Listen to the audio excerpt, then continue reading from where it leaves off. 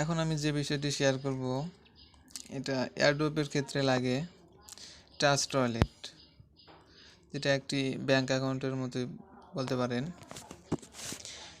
তো চলুন দেখা যাক কীভাবে সেটা ক্রিয়েট করতে হয়। প্রথমে প্লে স্টোরে যাবেন, প্লে স্টোরে গিয়ে সার্চ করবেন ট্রাস্ট ওয়ালেট নামে। আমার এটা ইনস্টল করা আছে, আপনি চাচ্ছি আপনার এখানে ইনস্টল আসবে, ইনস্টল করে ওপেন করবেন। তো আমি প্লে স্টোরে ট্রাস্ট ওয়ালেটে যাচ্ছি, দেখি। তো প্রথমে আপনার সামনে এরকম একটা ইন্টারফেস আসবে। আপনি ক্রিয়েট এ নিউ ওয়ালেট এখানে একটা ক্লিক করবেন। তারপরে এখানে একটা চেক মার্ক দিবেন, কন্টিনিউ করবেন।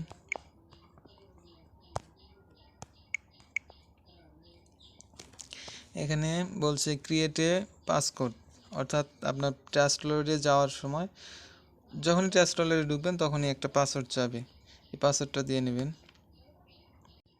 এখানে বলছে প্লিজ রি এন্টার ইউর পাসকোড, আপনি প্রথম যেটা দিলেন সেটা আবার দিবেন।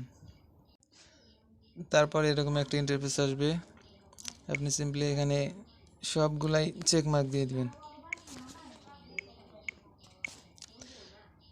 দেন কন্টিনিউ করবেন।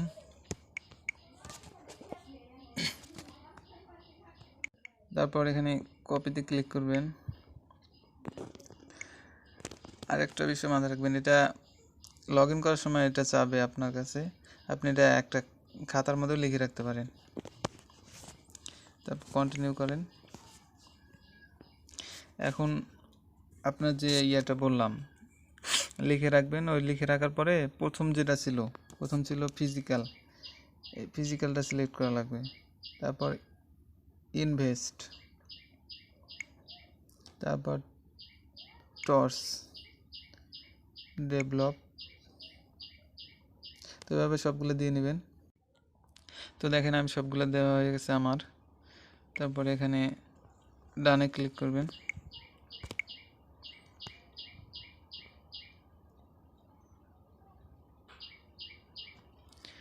তো দেখেন এখানে your wallet was successfully create, enable করে দিবেন।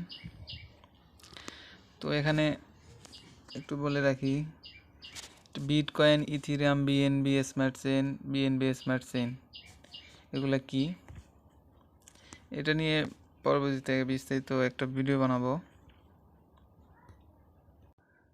এয়ারড্রপে যখন ওখানে বলবে যে ইন্টারিয়র বিএসসি অ্যাড্রেস, বিএনবি বা বেব20 অ্যাড্রেস বা ইথিরিয়াম, ওখানে যখন বলবে যে বিএনবি বা বিএসসি অ্যাড্রেস দিতে বলবে, তখন এখানে এসে রিসিভে ক্লিক করে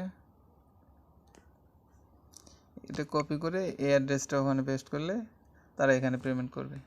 এটা নিয়ে পরবর্তীতে একটা ভিডিও দেব, আশা করছি এরকম আপনারা ক্রিয়েট করতে পারবেন। প্রথমত